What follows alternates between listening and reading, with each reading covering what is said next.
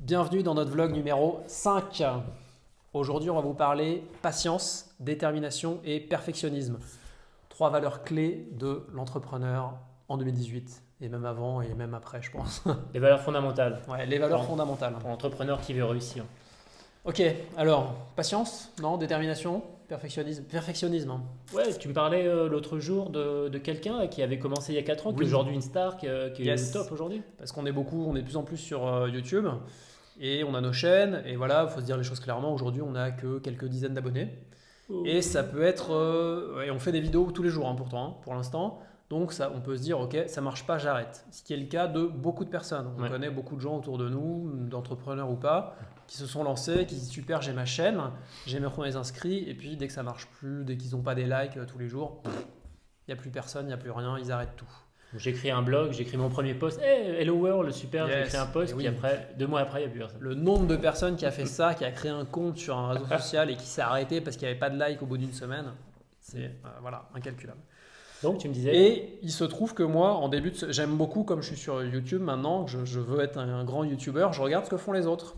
Et je suis tombé un peu par hasard. Non, je suis allé sur la chaîne de David Lefrançois, qui est voilà, très connu, français très connu dans les neurosciences, dans la formation, il fait plein de choses, très très bien.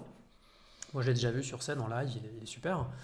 Et je me suis dit, tiens, je vais regarder ce qu'il fait. Et par le hasard des liens YouTube, je suis tombé sur une vieille vidéo de lui sur la loi de l'attraction. Je me suis dit, tiens, je vais voir, il parle de ça, lui. Et j'ai vu une vidéo qui datait de 2014, donc il y a 4 ans. Et là, je vois un David Lefrançois qui est très mal habillé, très mal coiffé, qui bafouille un peu, qui montre pas, qui n'a pas le charisme de malade qu'il a aujourd'hui, qui parle d'un livre sur la loi de l'attraction, là, le fameux livre Le Secret, hein, si vous connaissez, mais qui est là, bon, qui dit pas des trucs complètement dingues.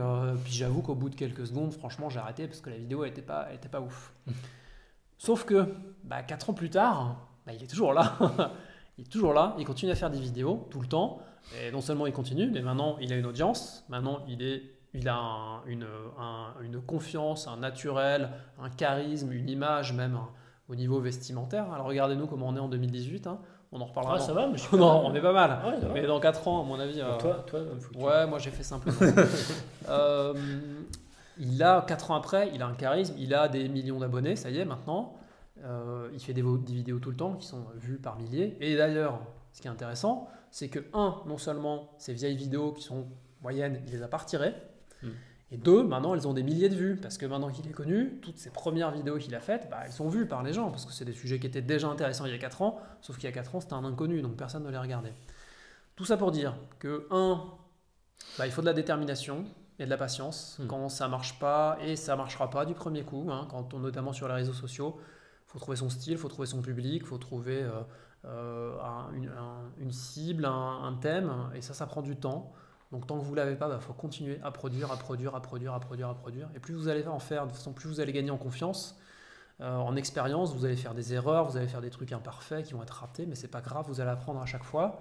Et tout ce que vous aurez fait, il ne faut surtout pas l'enlever, même si vous trouvez ça pas terrible parce que vous allez vous juger. Il faut le laisser parce que ce que vous aurez fait dès le début, si vous aviez déjà plein de choses à transmettre, elles vont être toujours valables dans 1 an, 2 ans, 3 ans, 4 ans, peu importe le temps que vous allez mettre pour être très connu et vu. Et les gens qui vont vous découvrir, vous allez voir, la vidéo qui avait 3 vues, aujourd'hui, dans 3 ans, ça se trouve, elle aura des milliers, voire des millions de vues, vous n'en savez rien. Mais c'est juste que vous aurez bâti votre notoriété, votre audience pendant ces mois, années. Et ces gens-là vont être toujours autant intéressés par ce que vous aviez à dire aujourd'hui quand ils ne vous connaissaient pas. Je peux parler? Vas-y.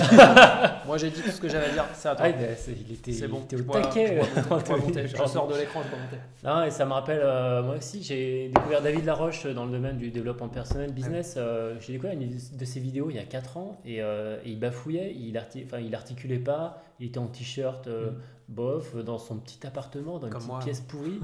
Et franchement, bof, ça donnait pas envie, quoi. Et aujourd'hui, voilà, il fait des salles, des conférences avec 1000 personnes, c'est le Tony Robbins français.